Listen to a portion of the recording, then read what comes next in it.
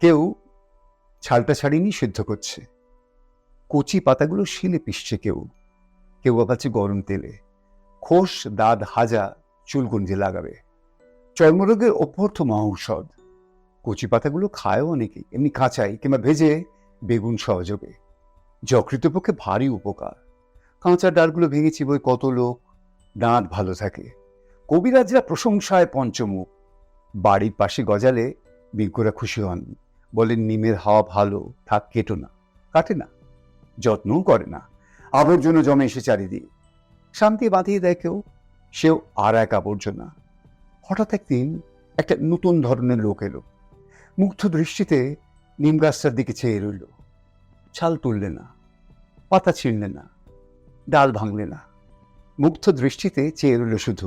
বলে উঠলে, বাহ, কি সুন্দর পাতাগুলি, কি রূপ, থোকো থোকো ফুলেরই বা কি বাহার, একঝাঁক নক্ষত্র নেমে এসেছে যেন নীল আকাশ থেকে সবুজ সায়রে। বাহ! খানিকক্ষণ চেয়ে থেকে চলে গেল। কবিরাজ নয়, কবি। নিম গাছটার ইচ্ছে করতে লাগলো লোকটার সঙ্গে চলে যায়, কিন্তু পারলে না। মাটির ভেতর শেকড় অনেক দূর চলে গেছে। বাড়ির পিছনে আবর্জনা স্তূপের মধ্যে দাঁড়িয়ে উঠল সে। ওদের বাড়ি গৃহকর্ম নিপুণা লক্ষ্মী বউটার ঠিক এই দশা। নিম গাছ। বলাইচাঁদ মুখোপাধ্যায় বনফুল, তার গল্প আপনাদের শোনালাম। কি সুন্দর গল্পটা না, নিম গাছ। আবার এসে গেছি, অরিমিতা দেবাশিস, বুঝতেই পারছেন।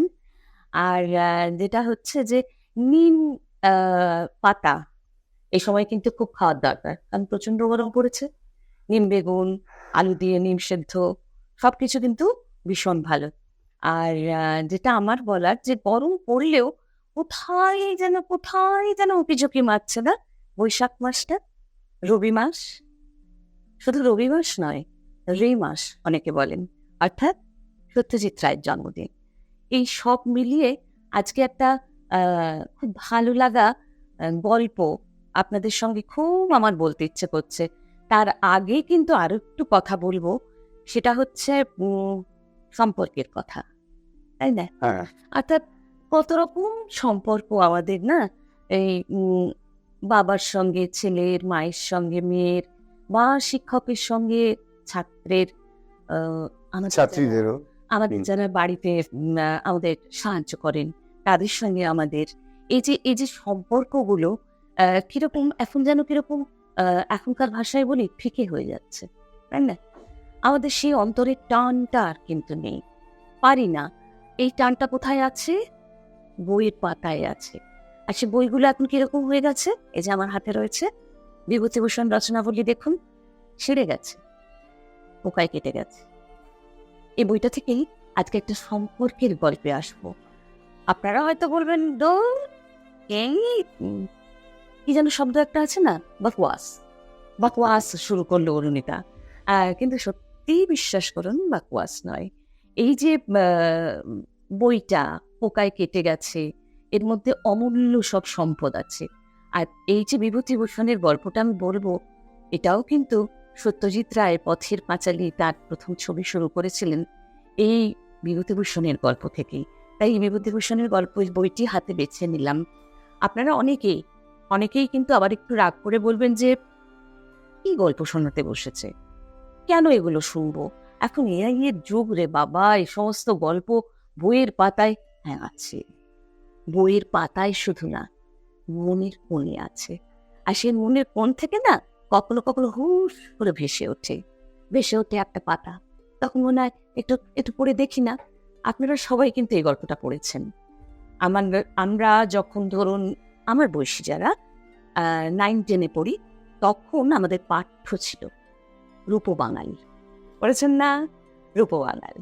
সেই রূপবাঙালির একটু, সবটা কিন্তু বলবো না, সবটা একেবারেই বলবো না, সেটা কিন্তু আপনাদের আবার সেই পোকায় কাটা বইটা থেকে খুঁজে খুঁজে বার করে আবার স্মৃতিগুলোকে আস্তে আস্তে আবার সজীব করতে হবে। একটু বলি না, আগে তো আমরা একটা গল্প শুনিয়ে দিয়েছি, তাই সবটা কেন বলবো? হ্যাঁ, এক একদিন এক এক রকম ভাবে বলবো। কিন্তু আজকে রূপবাঙাল আমার খুব বলতে ইচ্ছে করছে।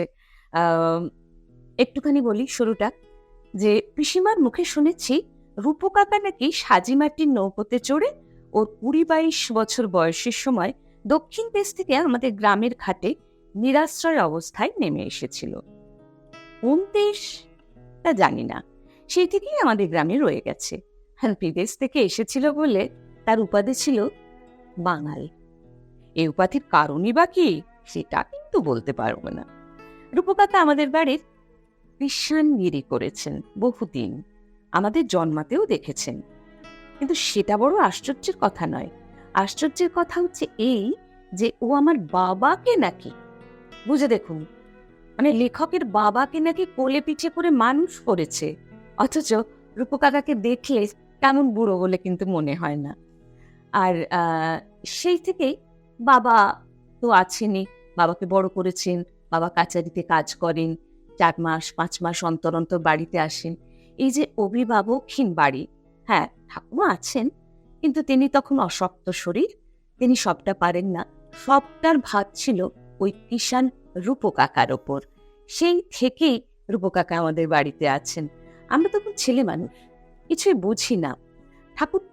ঠাকুরমা প্রবীণা বটে, কিন্তু ভালো মানুষ, বিষয় আসার কিছুই বুঝতেন না। আমাদের সব আছে, কিন্তু দেখে নেবার লোক নেই। সেই অবস্থায় বাড়ির সবকিছু ভার রূপকাকার উপর। তো বাবা বাড়িতে এসে পরের দিন চণ্ডী মণ্ডপে যখন বসতেন, মহাজনী খাতা খুলে বলতেন, এই রূপো, কে কি নিয়েছে বলো।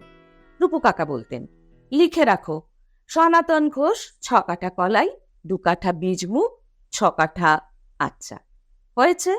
এবার লেখো, বীরু মণ্ডল 2 বিশ ধান, পরি 5 শলি হয়েছে। হয়েছে আচ্ছা। এবার লেখো, রূপ বাঙাল 1 বিশ ধান, 2 কাঠা কলাই হয়েছে। হয়েছে লেখো, কাটু কলু 4 কাঠা কলাই, 4 কাঠা হ্যাঁ কলাই, এই সমস্ত এইভাবেই লিখে নিত। অনর্গল বলে যেত, আর বাবাও সেগুলো লিখে যেত। কিন্তু এই যে রূপকাকা অনর্গল বলে যেতেন, সেটা কিন্তু কোনো কিছু দেখে নয়, একদম তার স্মৃতি থেকে তিনি বলতেন, আর বাবা সেগুলো লিখে রাখতেন। হ্যাঁ, তার কাজটাই ছিল তো অন্য কাজ। হ্যাঁ, সেখান থেকে সে সংসারের সমস্ত হিসেব দিচ্ছেন তিনি। সমস্ত কিছু লিখে রাখতেন, এবং যথারীতি বাচ্চাগুলোকে শাসন করার ভারও ছিল রূপকাকার।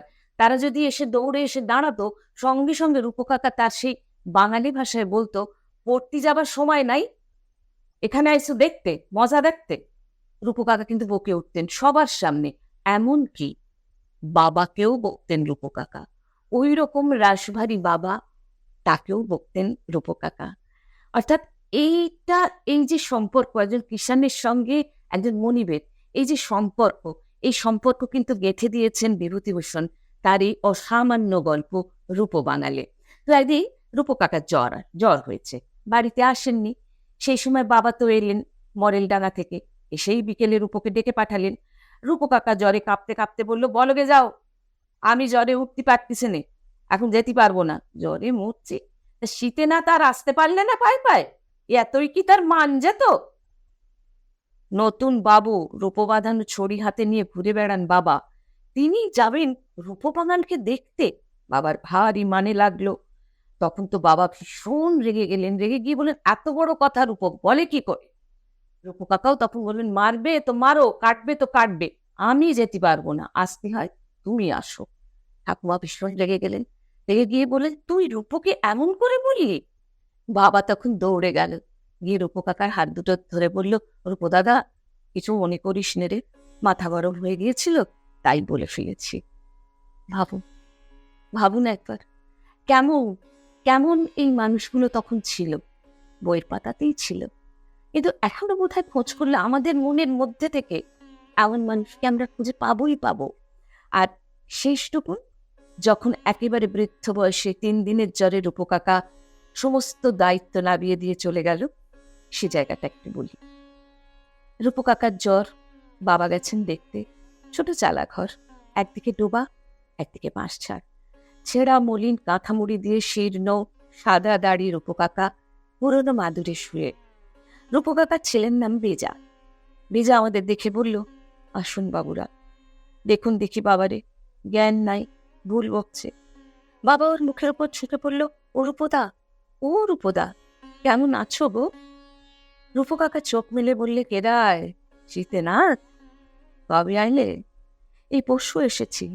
এসেছ, বেশ করেছ।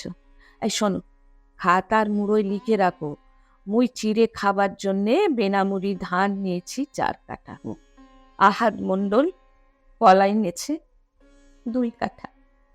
ব্যাস, এটুকু বলেই রূপু কাকার দায়িত্ব শেষ। আর কোনো কথা বলেনি রূপু কাকা। সেদিন সন্ধেবেলায় রূপু কাকা আমাদের গোলাপালার দায়িত্ব চিরদিনের মতো ঝেড়ে ফেলে দিয়ে চলে গেল। বিশ্বস্ত লোকের জন্য কি কোনো স্বর্গ আছে? লেখক বলছেন শেষে, বিশ্বস্ত লোকের জন্য কি কোনো স্বর্গ আছে? যদি থাকে, আমাদের বাল্যে রূপু কাকার আসন সেখানে অক্ষয় হয়ে আছে। আজ 30 বছর আগেকার কথা এসব। এসব চোরাবাজারের দিনে, জুয়াচুরির দিনে, মিথ্যে কথার দিনে বড্ড বেশি করে রূপু কাকার কথা মনে পড়ে। পড়বেন, আমি একটু একটু একটু একটু ছুঁয়ে গেলাম রূপু কাকার চরিত্র, আপনারা পড়বেন। না, সবাই তো আপনারা পড়েন, এটা তো আমরা জানি। আর হ্যাঁ, এই তো আমাদের পাঠ্য ছিল, হ্যাঁ। আমাদের বয়সী বলছি যারা, তারা পড়েছেন। কিন্তু যারা ছোট, আমাদের থেকে অনেক ছোট, তারা এগুলো পড়লে অন্তত খানিকটা বুঝবে না। একটু কিন্তু জ্ঞান দিতে আসিনি এখানে, মানে কোনো রকম জ্ঞানের কথা বলতে আসিনি, শুধু এইটুকু বলতে এসেছি যে এই সম্পর্কগুলোকে না হারিয়ে যেতে দেবেন না। আর এই যে পোকায় কাটা বইগুলোর মধ্যে রেখে দেবেন, একটু একটু করে হলে পরেও, একটু একটু করে হলে পরেও পাশের লোককে টেনে নেবেন কাছে। আপনাদের, হ্যাঁ, আপনাদের মনে পড়ছিল যে রূপক কাকার গল্প বলতে বলতে আমি যে আগে গল্পটা শুনলাম নিম গাছ, সেখানে দেখুন নিম গাছের প্রসঙ্গ বলতে বলতে বনফুল আমাদের কি দেখালেন, ওদের বাড়ি গৃহকর্ম নিপুণা লক্ষ্মী বউটা সেই দশা, ঠিক এই দশা। মানে এই যে সম্পর্ক প্রকৃতি এবং মানুষের, এটা কিন্তু অভাবনীয়, এটা কিন্তু চিরাচরিতভাবে এখনো আমাদের মধ্যে আছে। সেটাই মনে করাবার আপনাদের চেষ্টা করুন, কি বলো? আর আর একটু বলো যদি ভালো লাগে। আর না, সেটা তো বলবোই, সেটা তো একেবারে অবশ্যই আমাদের বলার কথা। আর এরকম আরো সম্পর্কের গল্প কিন্তু আছে আরেকজনের লেখায়, আপনারা জানেন। এটা হচ্ছে শরৎচন্দ্র চট্টোপাধ্যায়। সেদিন কোনো একটা চ্যানেলে আমি মেজ দিদি শুনছিলাম, আমি না মাঝরাত অব্দি আকুল হয়ে কেঁদেছি এই বয়সেও। ওই প্রসঙ্গগুলো আবার পরে আসবো। হ্যাঁ, সে তুমি বলে তার নাও। আগে আমি একটু এই গল্পটাও একটুখানি ছুঁয়ে যাই, যে আরেকটি চ্যানেলে ঝগড়া বলে একটা গল্প শুনছিলাম, মনকে ভীষণ নাড়া দিত এসব গল্পগুলো। আপনারাও পড়বেন, না পড়লে কিন্তু ভীষণ রাগ করবে। ঝগড়া কিন্তু বিভূতিভূষণ বন্দ্যোপাধ্যায়। তাহলে কিন্তু ঝগড়া হয়ে যাবে যদি না পড়েন, না শোনেন। নিশ্চয়ই শুনবেন, নিশ্চয়ই পড়বেন। আর আমাদের মনে রাখবেন, আমরা এই যে একটু একটু চেষ্টা করছি আপনাদের সঙ্গে একটা সম্পর্ক গড়ে তুলতে, সেটা আপনাদের পাশের জনকে বলবেন। আর সব থেকে আমাদের খুব খুব পছন্দ করবেন, ভালো